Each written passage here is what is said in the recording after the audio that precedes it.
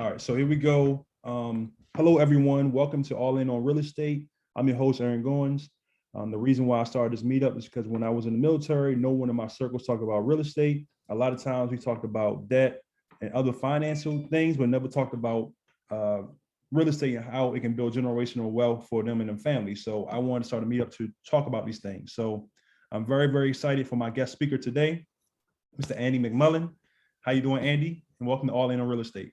Yeah, thanks for having me, Aaron. I always love chopping up with you, man. Yes, sir. Yes, sir. Always. And I can't wait to dig in with some things, man. But let's start off like this. Let's start at the beginning of your journey. And I know it's been quite a while, but why did you get into real estate? And what led you to real estate? Yeah, so both my parents were teachers, so we didn't talk a whole lot about money. They supported me. I was an entrepreneur from birth, I think. They just didn't know how to help me. So I was always curious about real estate. I see some of the books that Desmond had. I was trying to read up as much as I could, really in college.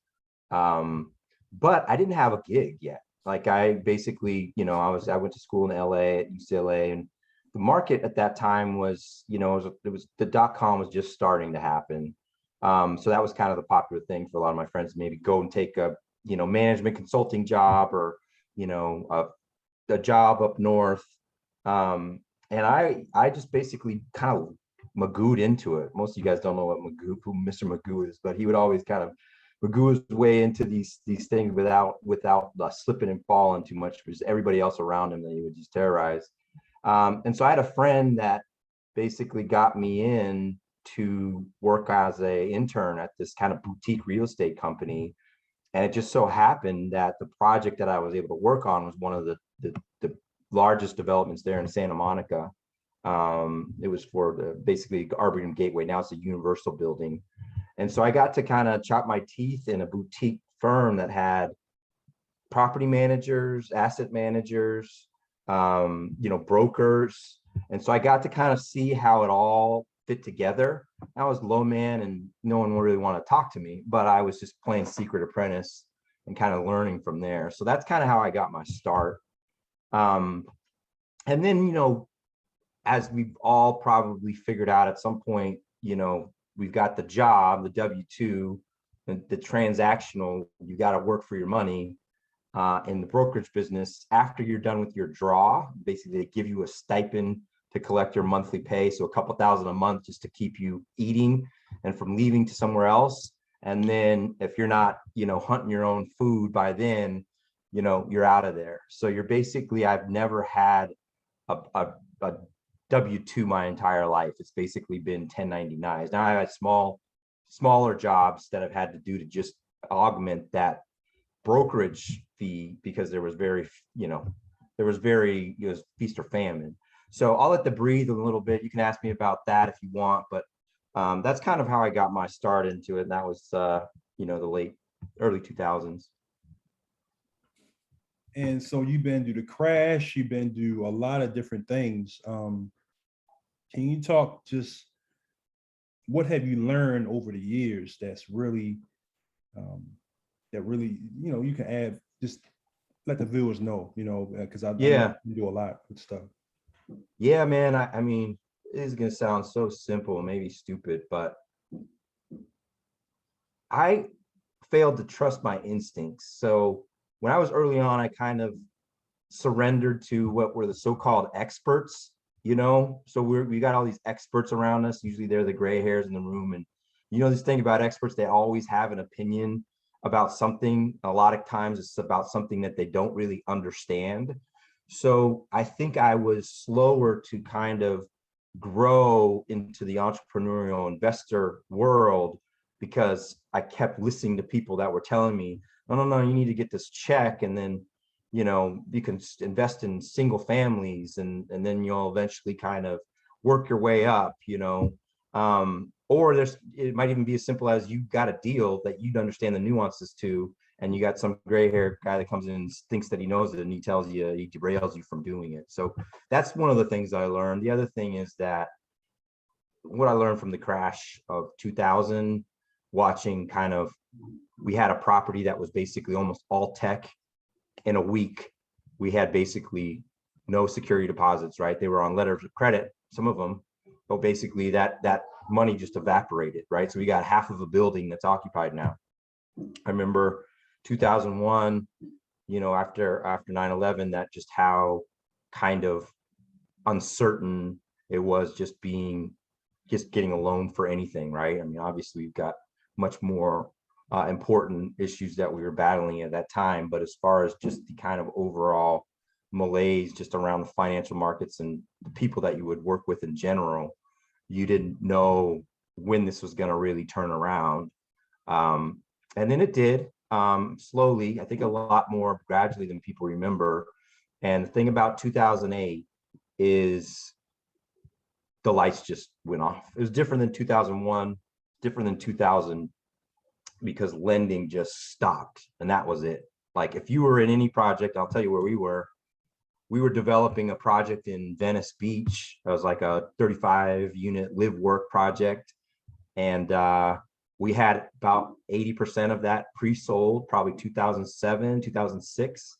And then just like that, we had to retrade everything. So we went from like 900 a foot down to 600 a foot. And what I remember about that time was the things that we were having to do for these lenders. So you'd have McFarland Bank, it's kind of a more institutional. And then you basically, by the end, we were just getting groups of, private investors that were charging us 10, 12, 14, 16, just to keep it afloat, right? Making deals with the local government just to keep the project afloat. So I think what you learn in all those situations is that it's never one thing. You can learn from some of these kind of setbacks, but as far as predicting what that will be like for this particular market, I think it's too difficult to tell, right? We've had people from 2017 telling me that I've been out of the market since then, and they're missing out on all the cheese, from 2017. I think it's a little different now too. We can get into it a little later if anybody cares, but where I kind of see what I'm curious about is just, we've never seen this kind of inflation with these interest rates, and the fact that basically I'm starting to see this trend of operators that are bringing out deals where they're having the entry cap rate or the market cap rate match the exit cap rate, because they think that the NOI is just going to keep climbing with inflation, and that I would offset any, cap rates rising. So I just think it's a different time. There's a lot more equity in the houses now. I think it's a better time to be in real estate than it was 2008. But you were asking me kind of more just about what I learned. I mean, that's what I learned is I didn't know much about, and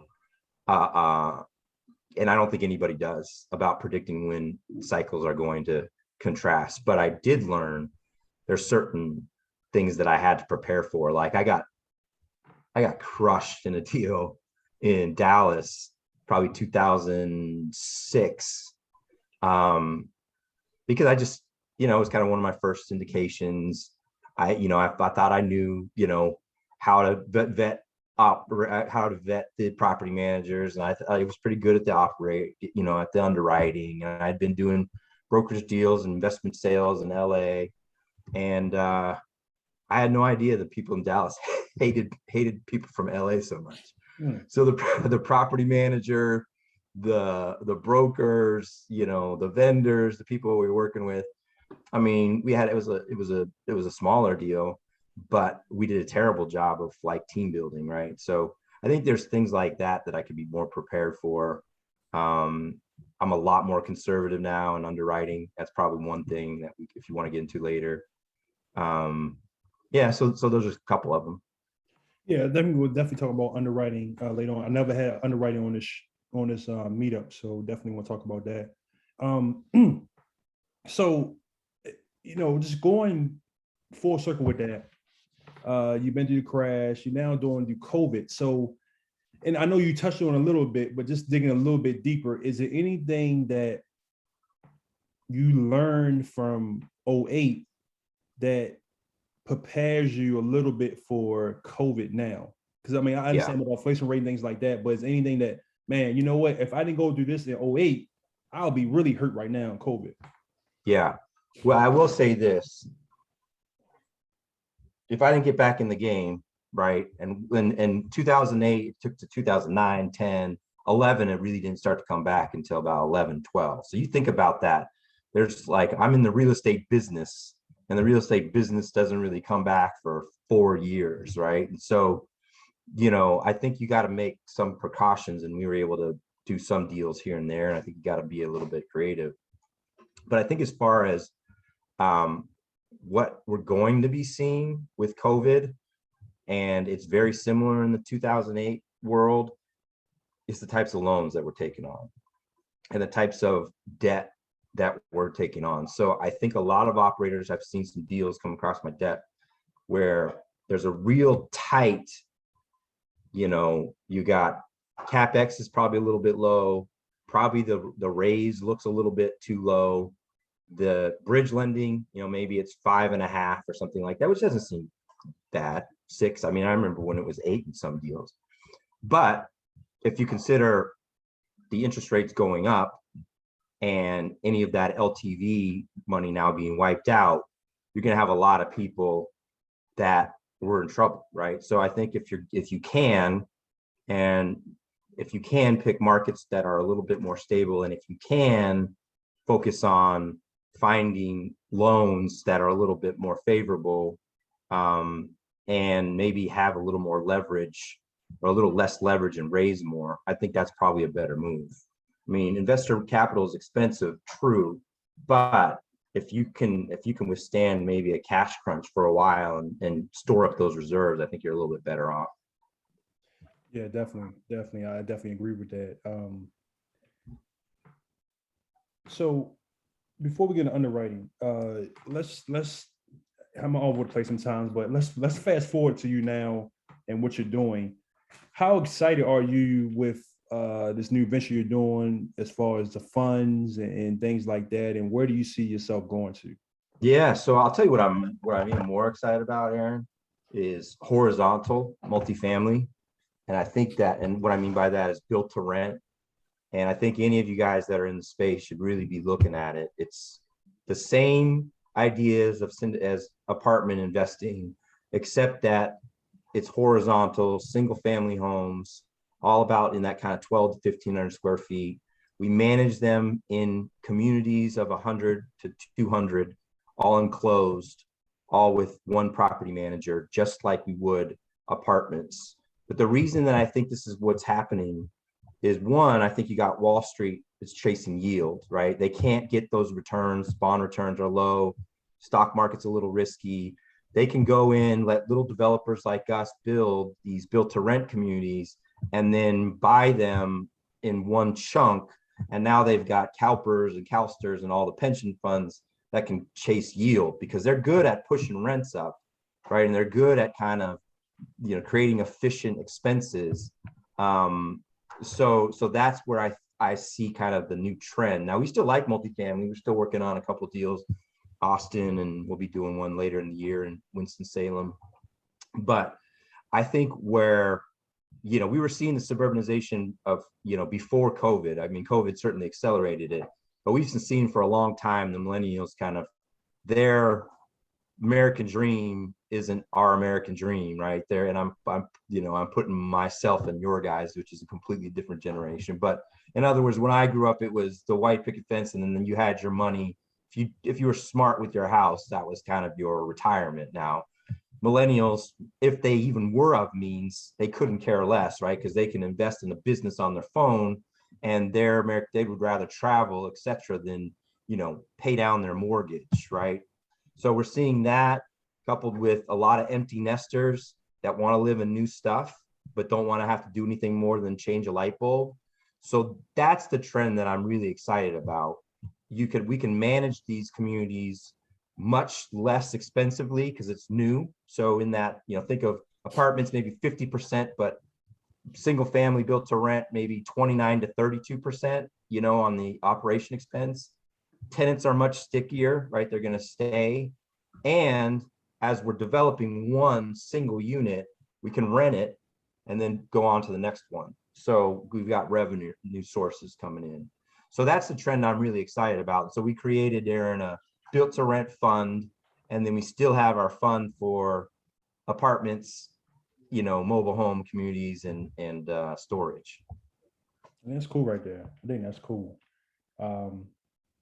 So yeah, let's do a little bit of underwriting. You guys on here ready for some underwriting? So still a little bit of underwriting. Let's open. You want me to share? Do you want me to share a screen, or do you guys want to ask me questions about it? Or Mr. International always loves talking underwriting, so he could probably do this better than I can. But let me look at his face. I don't think so. Let me first move it up here. How much time we got? I don't want to bore you guys to pieces because that was boring enough, right? But underwriting, but I do think there's a couple things that you guys could get out of it. So let me share it.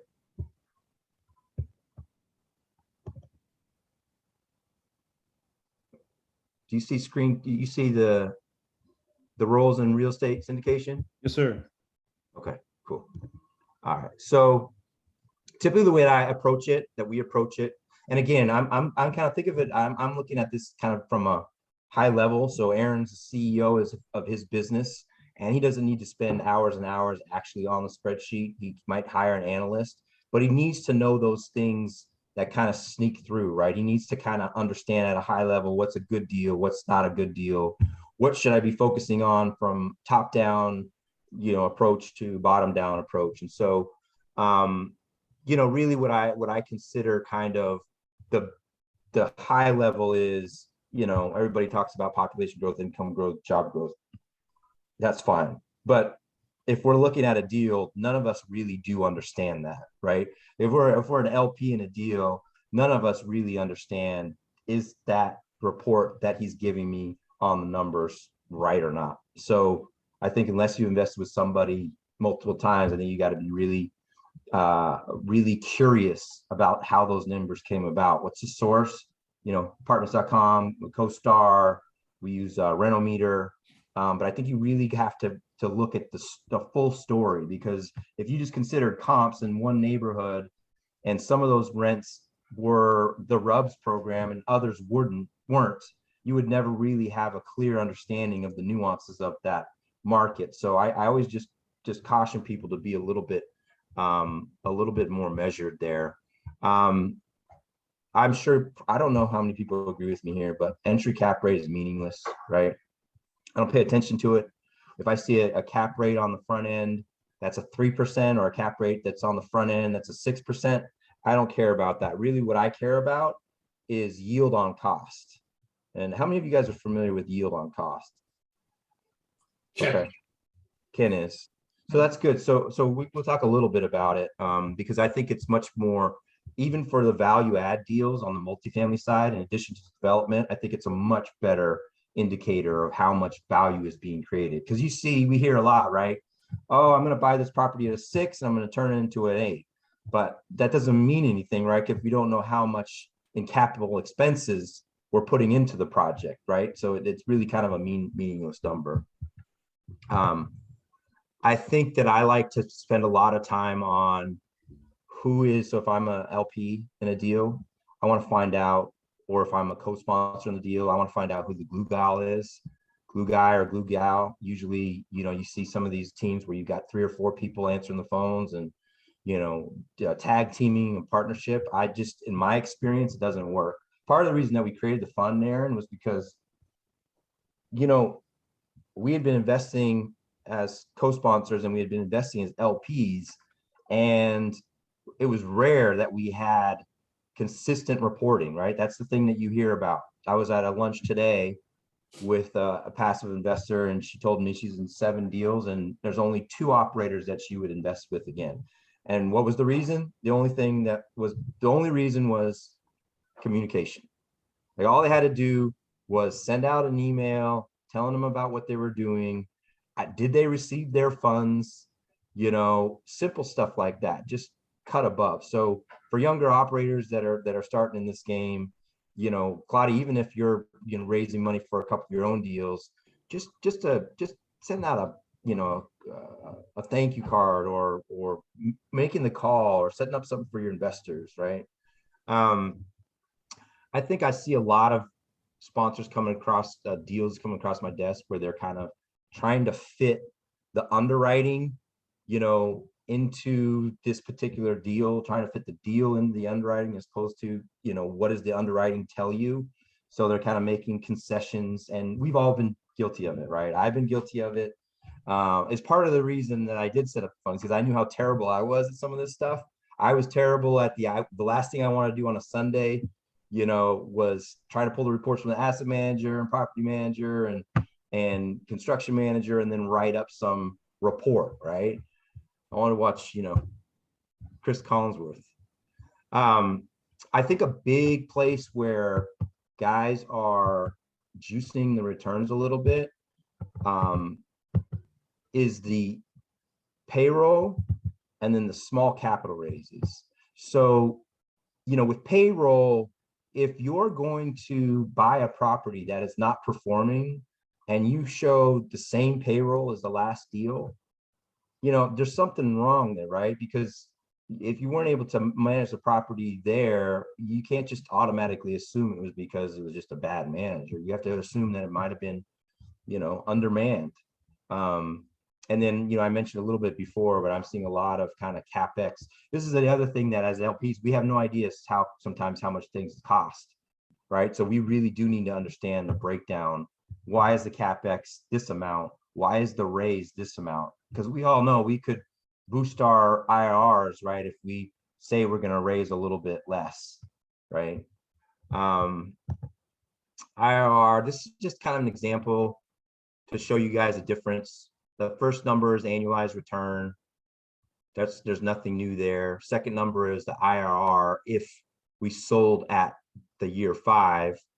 And then the third is IRR if we gave most of the capital back, or half the capital back, in year 3. So my point on that is the multiple is exactly the same, right? Whatever you're paying out investors, that totaled the same dollar amount, but the time value of money is determining, what the IRR is. So a lot of time you'll see investors not even talk about IRR, they're just talking about the equity multiple.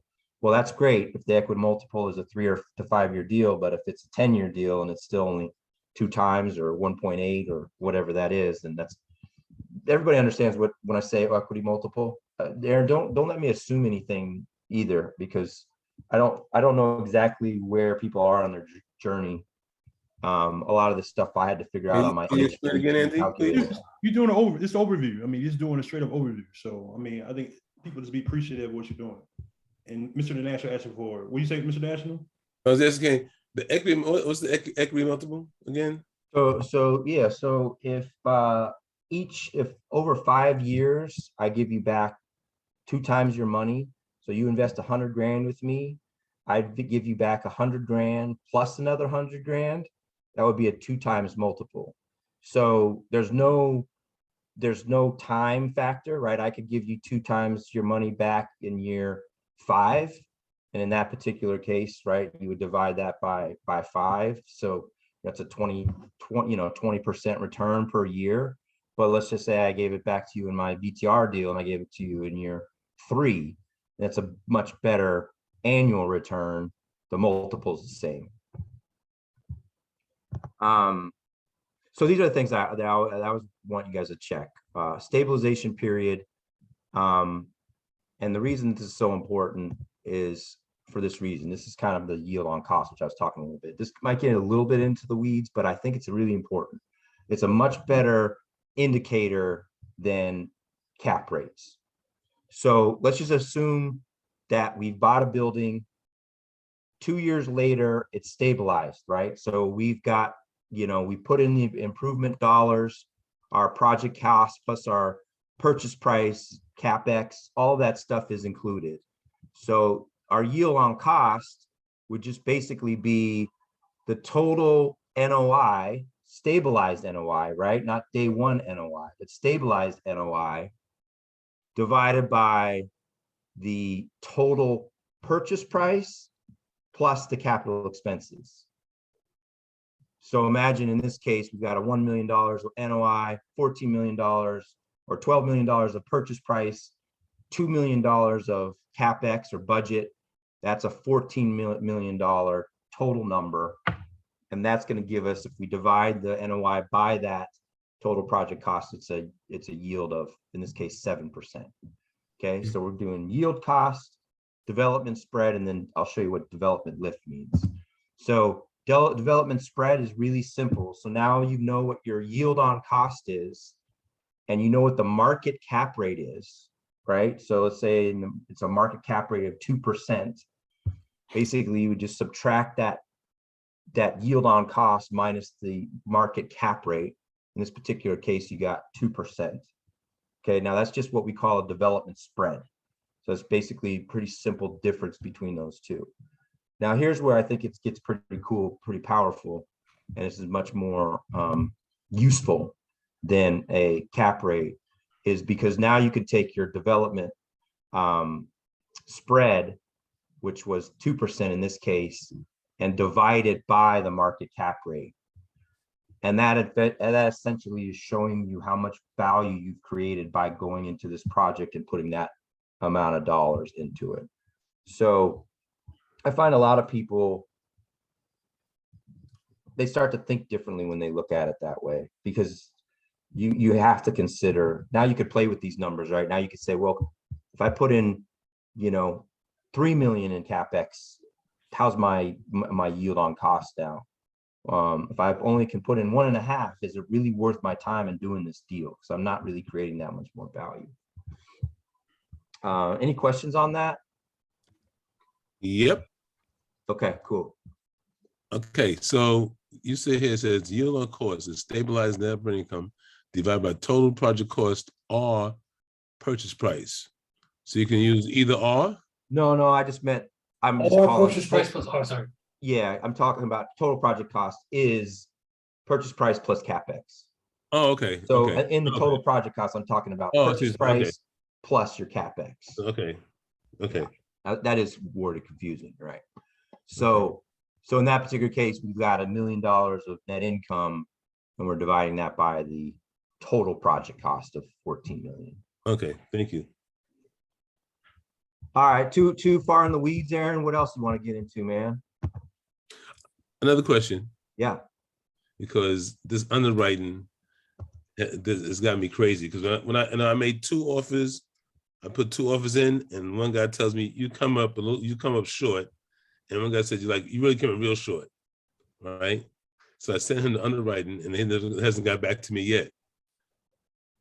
And you're not sure where you were short. No, I'm not sure. I'm sure that, right? I sent him. I told you the professional. Tell me what you see that I don't see, right? So what is the debt service coverage ratio? Because we talked about this the other night on Multifamily. We talked about people talking about debt service coverage ratio. I was taught like 1.5, right? 2.5. Some folks, no, 1.25, 1.5. Usually 1.2 to 1.3 is about where I see it. Now there's some guys that, so in other words, you got to have 20% to 30% above, you know, that you got income coming in that's above that debt ratio. So I think that's a fair number. I don't know, it might be helpful for me to go into just a spreadsheet on some of this stuff if you guys want. Maybe we can do that in Q&A, and I could show you where I think people get it, where people become light. That might even be more useful than any of this jazz. Because I heard you just say, Andy, you know, you're talking about being conservative. Yeah. And I work on being conservative. I'm not trying to make, like, I'm going to make like the first year, like on some of these OMs, you see first year, you know, you're going from 90 to 150. That's not happening, right? Yeah. So how when you underwrite, right, how do you make it work for you? I just because you're saying here all these different things you look at. Yeah. And maybe it's because I'm not understanding this, because I feel that some of these prices putting in these offers way above asking price. Yeah. So Well, how do you make it work? Let's go through a couple then. Hold on one second. My son's calling me. Hold on. Okay. Got it. Okay, so Aaron, how much time do you want me to spend on that? It's up to you, man.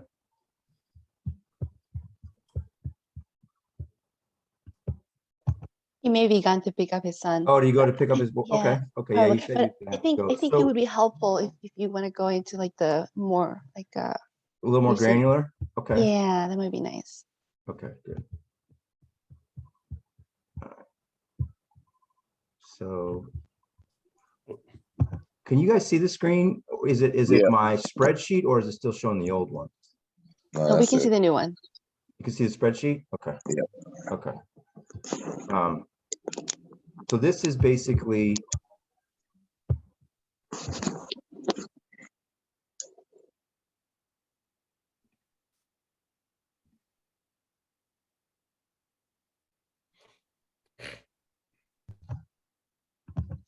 sorry guys, I got my own son and daughters that want to tell me where to go. Okay, so here's just kind of a high level. This is an example of our built to rent project. I can show you because it is a C. 12 acres in Lafayette, Louisiana. We're going to build 98 units. Really, you know, this is the LPR IRR, which is this is more our internal spreadsheet. So if we were taking this out to the market, we'd probably be closer to about 18%. I wouldn't want to be much higher than that, even with the development deal. But here I'll tell you what, even on our internal, we try to be really conservative. So here's a contingency reserve. So we want to have about $1.2 million here in reserves. So, you know, if it hits the shan, if costs go up on construction, or if, you know, we have more supply chain issues, we can account for it. Now with development, we can basically, if it gets too crazy, we can just shut down, collect the rent on the existing units that we've built and just wait it out. But in this particular case, when we were underwriting this project, we wanted to make sure we had a big number here. At that time, the cost per 1,000 foot board was like $1,000. It was about like $1,500. I think it's now hovering between like 4 and 6. The other thing that I would want to see is I'd want to see a pretty good spread here between the market cap rate and the terminal cap rate or the exit cap rate. Mhm. So in our case, we've got 100 basis points.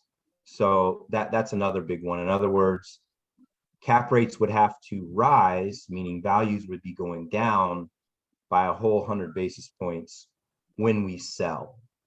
And if they stayed in the range of 5.25 and 6.25, we'd still be able to deliver this strategy. So that's another one. Lawrence, is that helpful? I know you wanted to talk about. Yeah, it's helpful because you know what? Like I like what you did as far as the contingency, because Right. anytime when I look at like an older building, I always put down, for some reason, I always put down. I know like some people say like $6,000 a unit. I go to max because like you're talking about, there's also cost overrun and like what you just said right there, supply chain issues or whatever. Yeah. High cost of labor. So, because I know the people talking about you don't nobody be calling, you don't have to call a capital raise in the middle again, because people look like you give you the side look when you go do it. Look, fortunately, I haven't had to do that. I mean, I've certainly had to come out of pocket, right? Which is obviously was probably money I didn't have at the time. But yeah, if you are going to a capital rate, if you're going to a capital call me first, so that I can get you some help, because I think that's a career ender, honestly. Now, that's, if we're talking about 2008 or 2010, people aren't holding people accountable, against them, unless they're embezzling money. But, I think in general, that's your reputation is just so important on these things. Mhm. And if you can show that you're putting money back into the project, in this particular case, we're putting about $1 million of our own money, because we've got to buy the land and then we're putting in another 350. So I think a lot of investors like to see that there's some skin in the game. And unfortunately, with this particular deal, since it is a community bank, we've got to sign a recourse loan too. So let's see what else here. Oh, expenses. We want to have a little bit more in expenses. So let's go to operations. This is another one for heavy value add or development. Is I want to see your lease up pace. So if you're telling me tomorrow you're going to start your operation and that you're basically going to move everybody out and start collecting those kinds of rents, I know that's crazy, right? So on this one, we probably could get all the infrastructure in. That means streets, road, streets, sewer, water. We could probably do that in 4 or 6 months. We're already a couple months in, but I know investors aren't trying to hear that, right? So I put in 10. That's kind of when we start. So we in effect have like a 8-month head start. And then the lease up pace, I think we really could probably be closer to 10, but I don't want, if we've got weather delays or any delays, I want to make sure that we've got a buffer there. So per our underwriting, we're not getting this project done until 26 months, when per our internals, we're probably closer to 18, something like that. The question, yeah. Do you have, when you were saying about contingency, do you have different funds? When does it kick in at certain points during the whole thing of the investments? Like everything is not started from day one of the money. Right. And I know you probably have to update the investors continually. If you have a delay or two, like you said, for a few months, you're not paying interest on that money yet until it's spent, right? That's right. So great question. So we would have a loan draw, right? Okay. And so we would finish, we've got 6 of these units done already. We've got another 2 in the next 2 weeks. So we'll get our first draw. And then we've got to build out some more infrastructure. So when that's done, we'll get another draw to build out another 10 units. Then they got to have their appraisers, inspectors go. So really, yeah, exactly. It's a better way to think of it, more like 10 projects, right? Because you got to finish the project and then you move on to the next one and to the next one. No one's giving you a loan where you're paying out debt service on 90 units. No one's taking a loan where they'd be paying debt service like that. And every community bank's a little bit different, right? They would do a perm loan. They would do basically a loan that they would eventually turn into a perm loan, and that would be a 20-year amortization period, as opposed to if you could get a perm loan from Fannie or Freddie or another community bank that doesn't have those kinds of restrictions, then maybe you're at 30-year and you're at non-recourse. So and imagine what that would do to your cash flow. So there's different products that make sense. In this particular case, we didn't want to slow down, so we went with a community bank for the first 10 units and then a bridge for the next group. Thank you. So now, Andy, can I ask a Yeah. question? How does this transfer to multifamily? Well, Right. so it does, because if you think about it, almost any time that you're building out units, you're going to have a lease up pace, right? So you're going to have your turn rate, which would be maybe you just do doorknobs and paint and just get them close enough to increase the rents a little bit without a renovation package. And then you're going to have to underwrite for some of those being full renos, and the rents are going to be different, right? So I also think I want to see a break even. I think our break even is like 62%. So we'd have to build 62 of these, or 60 or so of the 98. And then we'd be able to pay our mortgage. So anything over that would be in good shape. I want to see something conservative, especially nowadays where we're seeing a lot of tenants have, or a lot of owners coming in and saying, I've got 90% occupied, but the economic occupancy might be down in the 80s.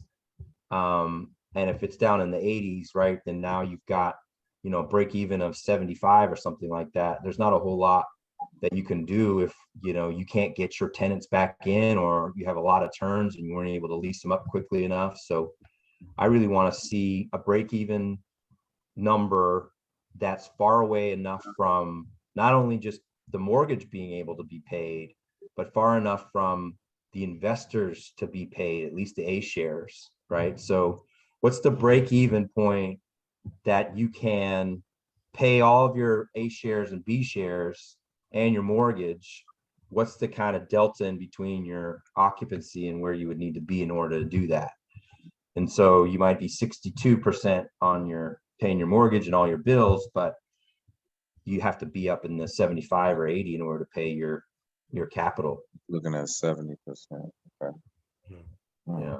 In your experience, how many units do you think that is a reasonable turn in a given, how many per month? Yeah, I mean, every operation is a little bit different. I would say this deal that we've got in Diamond Ridge, which is Winston-Salem, North Carolina, we're up to about 10, 12, and now they're almost all renovations. That's a 300 unit property, so that's pretty fast, I think. I think that if an operator is telling you more than 10, I think you got to be a little bit judicious. I think a comfortable number is in that 6 to 8 range. Okay. If I'm an investor, I think that's kind of where I'm comfortable. Because remember, there's going to be growing pains, new project. You're going to be getting with your new property manager, asset management. You got to kind of galvanize the team, marketing bonuses, all that stuff, and you're trying to get subs that are working faster than they did for the previous owner. So I'd be pretty conservative there. Thank you, Anthony. Thank you, Andy. Yeah. What else we got? Anything? So this is sorry, that's my neighbors. You think I'd be in Philly or something with the bikes that they got just running up and down. This is Spencer Burton's underwriting, and then we just kind of his model, and then we kind of changed it up a little bit. I would say that in general, there's a multifamily model that's like this, a little bit different on the development side. I think this is probably a little more complicated than you need, and complex, I shouldn't say complicated, because there is a lot of, areas that you might get tripped up. You got your annual cash flow, but look at your underwriting. I mean, it's running for miles, right? On take it into consideration each month on stuff. So my advice would be to start with something a little simpler. I think Michael Blanc's got a good one. I don't know if he's doing monthly though. I don't know if you can do monthly assumptions on that one. And Beardsley's got a pretty decent one as well. And I've got some other ones if anybody needs a model. Have you used real data? Yeah, is that the Frank Gallinelli's deal? Yeah, I did. I felt like I think I used an older version of it and it was a little clunky. I mean, that was kind of one of the first underwriting tools that I used. And by the way, if you guys haven't read that book, Frank Gallinelli, 36 ways to calculate real estate, something like that. It's basically your cash flow. It's fantastic because what he does is he really talks a lot about cash flow, time value of money, where I think the most important part of real estate is the compound, not compound interest, but compound leverage.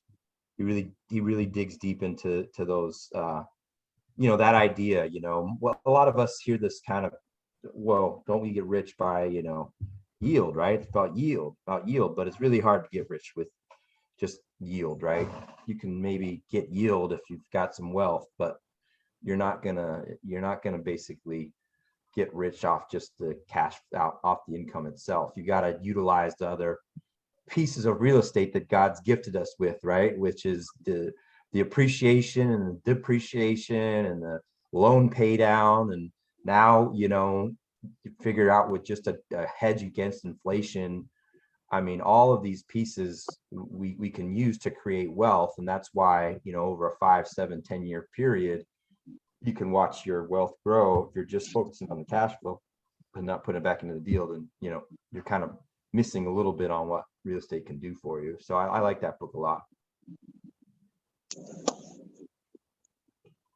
Something else I wanted to say about that. I know my time's up. Yeah. So your hold is 5 to 7 years, or? Yeah, so on this one, Desmond, I mean, our hold is going to be when we stabilize it. So on this particular deal, it could be year 2. Year 2, stabilize, take it out, sell it 98 units to one, either institutional or one multifamily buyer, or cluster it down. They're all single individually platted, so we could cluster it down to 10 units and sell them to smaller investors. Gotcha. Plan B would be to we'll cluster them down, would be plan B, and plan C would be just to refi and hold, because you see where rents are going, right? Oh, that was the other point I wanted to make. It's just, I know it stings a little bit to think about, but if you've got any assets, even your house, you got to get that money out of there. You got to get that money out of the equity, because it's, with inflation, it's just burning it up 5-6% a year. And instead that should be on the bank's balance sheet, right? Let the lender, that you pay less dollars to the lender by letting him have all of that, burden on his side. And it took a long time for my wife to come around on that, because that is not the way that we're, told to think. But hold on, let me get it right now. Hold on. If you can get that equity out and put it in value, producing assets like real estate, that again, don't just allow your wife to collect that same increase in cash flow, but that you get that depreciation, and you get that, you get all the other benefits of real estate. So sorry about that, guys. I don't know where that guy came from. Yeah, it's a tough one, man. I'll tell you, Desmond, it was a long while that I had that conversation with my wife on, hey, and then when she finally started to see the ACHs coming in that were more than whatever our increase in mortgage payment was, she started to come around, and now we did a couple of them now, right? So, and that's not just your personal. I mean, I'm talking about, we got to get money out of all the stuff that we've got, and we've had a hard time getting that out of some of the stuff in California, and just wasted dollars, right? Yeah. What else? Any other questions? What do you find the cost per square footage now? 180. You mean for land or new build? New build. Yeah. So on this particular project, we're in the Southeast, so we're going after stuff that's a little less expensive. So we can buy, for 130,000, pretty much we can be all in 135. So that's horizontal and vertical costs. And then we add on, obviously some reserves, but if we can buy stuff there and then it's selling for 204 a foot or 204,000 a unit, it's a pretty good upside opportunity for us. A lot of markets in the Southeast, we're going to probably have to build a little more. Like this one, we don't have to build a clubhouse or a pool, just doggy park, playground, barbecue area. They've got big backyards, like 20 feet, fenced in yards. So people like that. But in some markets we go to, we're going to have to build, big projects, 200 units with clubhouse and pool and all that. And the expenses are running a little bit higher. What's going on, Aaron? You're back. Hey, Andy, I have a question. Yeah. It would seem to me your oversight would be a lot more on the build to rent, especially on like the infrastructure side, because you have to coordinate like building roads, drainage, all that infrastructure costs that you mentioned to Desmond. Yeah. How are you building that into your timeline? And when do you like, I wouldn't say start your clock, because say like Lawrence has 50 acres in North Carolina, it'd be perfect for build to rent. He has it. You still have to get it like entitlement. Entitlement. Then you have to get all the plans drawn up for roads. All. Yeah. I would think like the oversight and like the permitting would be a bit more overhead than just taking like a 20 unit and updating the kitchens and bathrooms and putting it back on the market. Yeah, so we take it to our investors after we've entitled it. So for instance, this one was entitled, took about 8 months to entitle. We've done projects at 6 months to entitle because it's pretty fast there. I mean, you know, we're not talking about, you know, we're talking about development friendly areas. Impact fees are low, you know, entitlement fees are relatively low.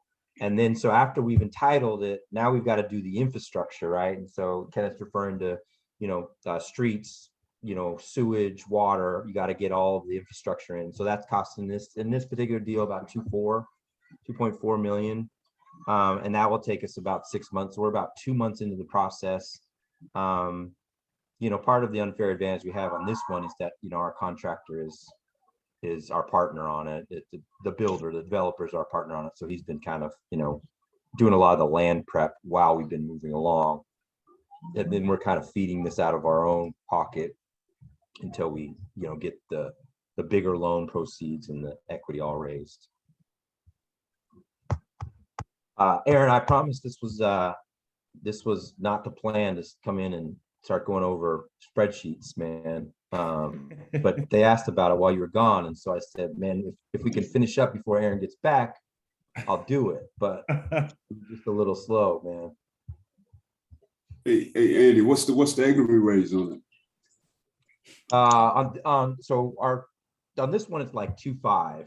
On this one it's 2.5 million on our and then we've got 2 behind it. So we're almost full on this one, and then we've got 200 unit that we're building in Foley, and then another 200 in Gonzales, Louisiana. So we like to find areas where we can have relatively low development costs, low land costs, but they've got to be in neighborhoods where there's good elementary schools, because we have a lot of young families, and then a lot of empty, and so it's got to have amenities, and it's got to be close to the major thoroughfare. But these are suburbs, you know, we're talking about, you know, out of the cities.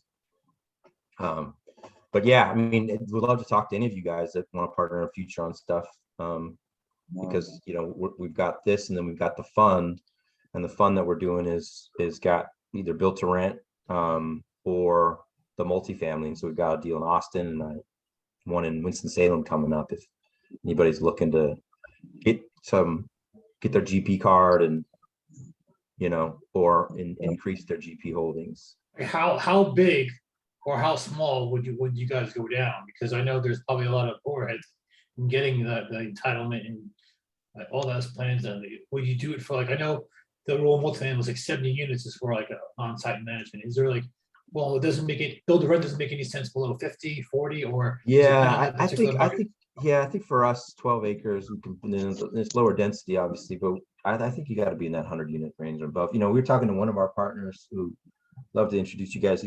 He's been 25 years in the game of development. Andrew G is his name. He'd be a good speaker, Aaron, at some point. GI. I don't know if he'll do it. He tries his teeth. He's very kind of soft-spoken about, you know, his track record, even though it's so vast. But he's telling us, hey, look, guys, I know that you're worried about competing with some of the bigger guys, but if you really want to move around, you know, institutional, you guys got to go bigger. Even, you know, you got to go bigger. You got to go in the 300 unit, right?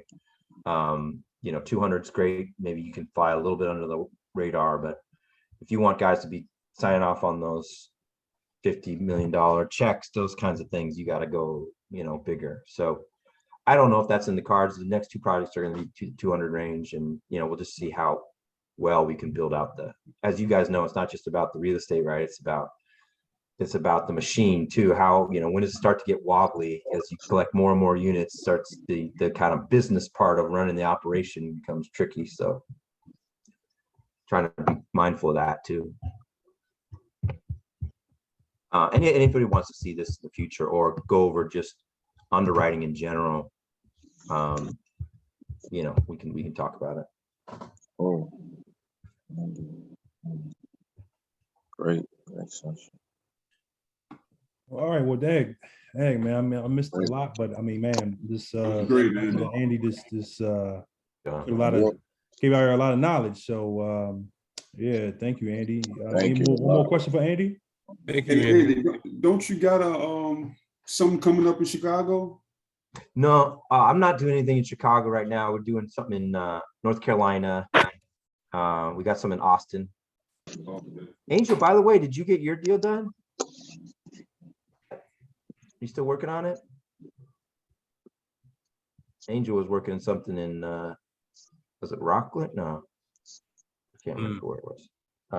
But no, yeah. So yeah, reach out. I'd love to talk to you guys more about what we got going on.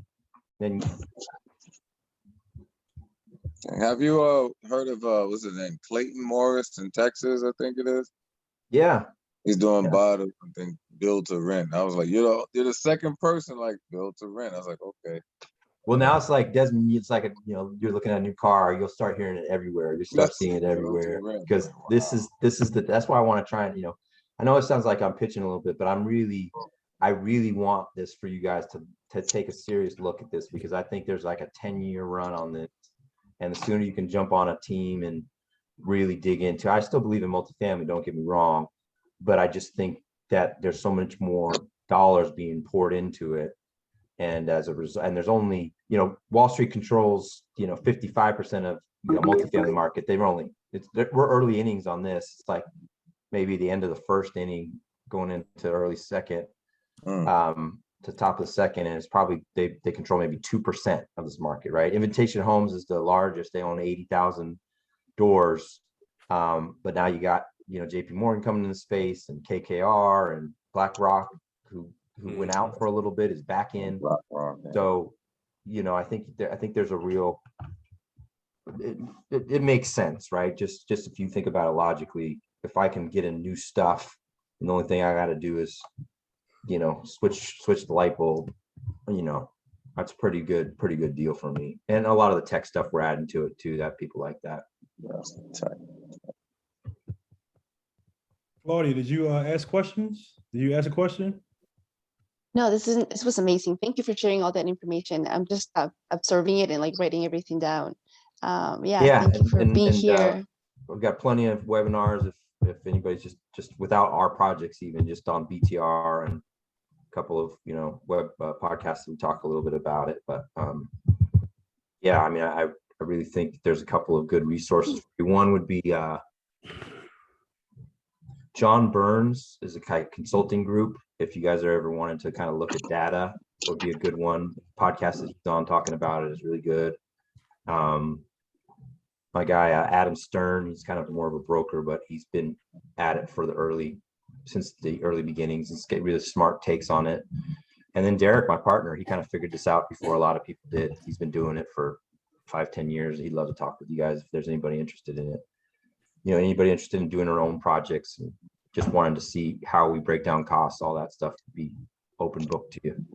Quick question, Andy. Yeah. Deal flow. How do you vet your deals? Broker relationships, or direct to seller, or what? Yeah, so our partner Chris Bont is an acquisition guy. He did it for on Wall Street really for years. So we've kind of got the system. We have to look at lots of deals, Desmond, but I mean, you consider lots of areas. You basically break down by the topography, right? It's got to be not too expensive for us for land prep. It's got to be in a market that, the impact fees are still low, taxes are relatively low. It's got to be in a development friendly area. I don't know if, like we were talking about Chicago earlier, that's probably, you might run into some tenant problems there. We don't have the union issues in the Southeast as much.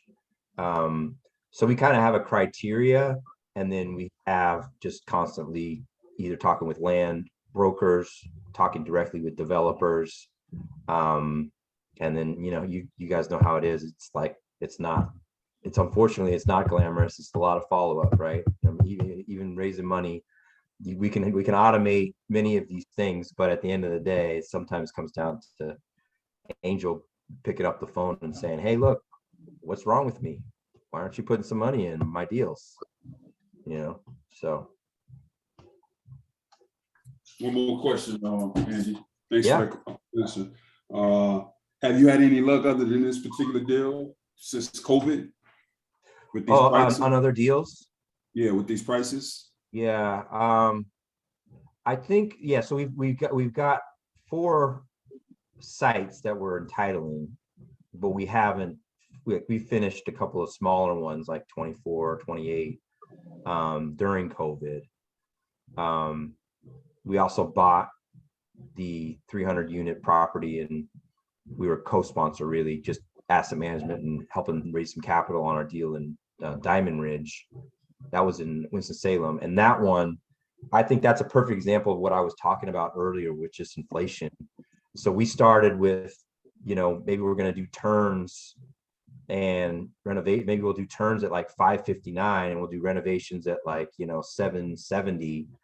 We're a year in that project now, less than a year, and it's already almost 2 times as much in rent. And that's, part of the value that we created in the asset management team there is incredible. And they're basically transforming the community. People weren't going outside in that community. Now kids are playing.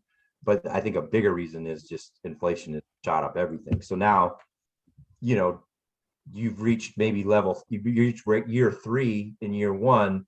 Do you go ahead and do you consider selling, or is this going to continue? It's probably a discussion we should have even here amongst the group. It's like, why would you want to sell anything if you're in real estate and you can hold on and inflation is just, turning up rents year over year, and they're going to let inflation roll for a little while. We've never really seen this since, the 70s. So it's going to be interesting to hear. Because it's going to be a correction, man. Economy hasn't corrected itself. You know what I mean? So it's going to burst one of these days. Yeah, and I think there's definitely going to be areas where it will have to, right? But then you think about it against the idea that, Bernanke put, it took him 3 years to put in, a few $trillion into the economy, and then Powell comes in, he does it in like 3 months, right? So there is still a lot of money floating around. I just paid $5 in California for a gallon. So definitely seeing that place. I think you're going to probably see what's likely to happen is just a larger gap between, haves and have-nots, which is unfortunate. And that's part of the reason, a great equalizer is people getting in real estate. I talk to people much smarter than me that think this is kind of the new normal for at least the next couple of years, where you're going to just have rent growth. That's the thing about rent growth, right? Is that even if John, there is like a regulating down of inflation, usually people have been kind of programmed to pay a little more in rent each year, right? Even like we had a slide in our deck that goes back to the 40s. There's like 2 years where rents really dipped, right? Just constantly people just expect to. So that's the other thing, is inflation does start to moderate down. Now you're basically still collecting the rents and your expenses are decreasing because the inflation on that side is starting to moderate down. So I still think it's a good place to be. I know a lot of people crypto would differ, and I'm not opposed to it. I just don't know enough about it. Can I have one more question, Aaron? Aaron's he's asleep.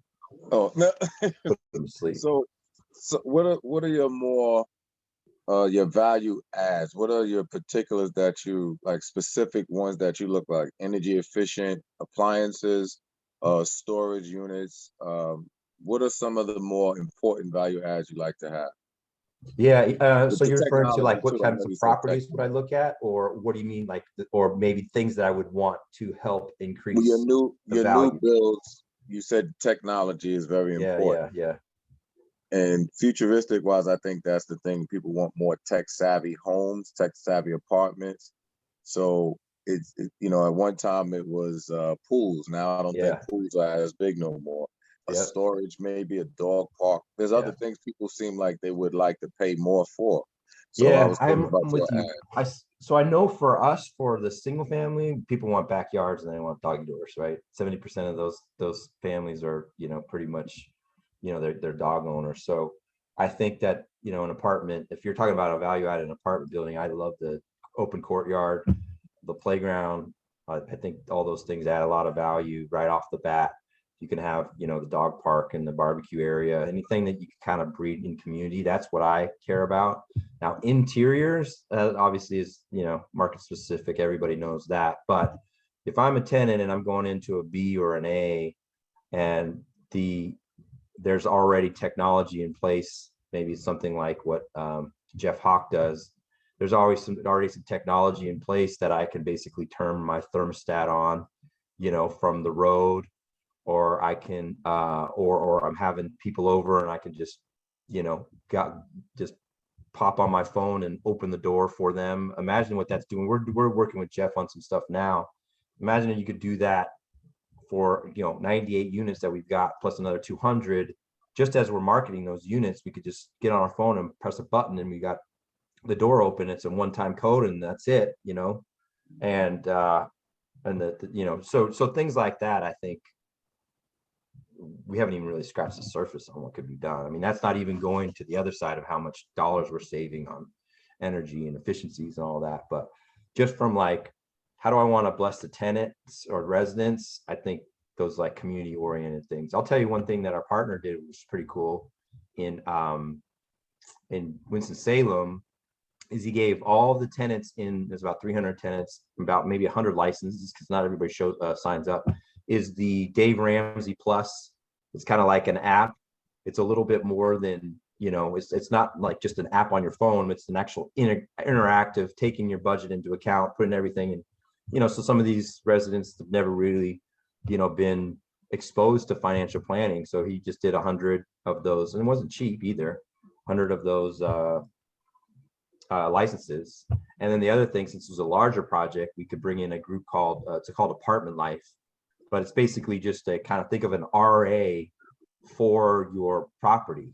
So you would have one unit designated for basically a party planner. They do the barbecues and you know, it's your budget obviously, but you know, imagine what kind of community you could turn something into. If you had, you know, ice cream day for the kids in the summer, whatever that is, you know, Bible study, whatever it is, that you actually start to know your neighbors, then it becomes a sticky place, right? You're a lot less likely to leave a residence like that if you've got some friends down the way. So I think things like that, man, you know, people talk, you know, I'll have some investors say, oh, well, yeah, but you know, that's what you guys decide. Why are you deciding, you know, your kind of, you know, philanthropy on my dollar? And my response is always, well, I'm not, because it's creating stickier tenants, better reviews, and more money. Yeah, thank you so much. Aaron. All right, Sorry, man. What's up, Angel? I want to hear from Angel. What's happening with you, Angel? The weather is not playing nice with me. So I'm like super tired. I'm just like, did you finish your deal, or did you guys go a different route? Or can you even talk about it? I can talk about it. Let me look around again. Yeah, no, I can talk about it. Oh yeah, I'm not soliciting investors. She's like, you're not soliciting anyone. So okay. So team dissolved again. Hey, hold on. Do I need to unrecord? Oh yeah, probably. No, let's make it official. Let's unrecord now. Thank you, everybody. So I'm gonna unrecord right now. Thanks everybody for coming. That's good.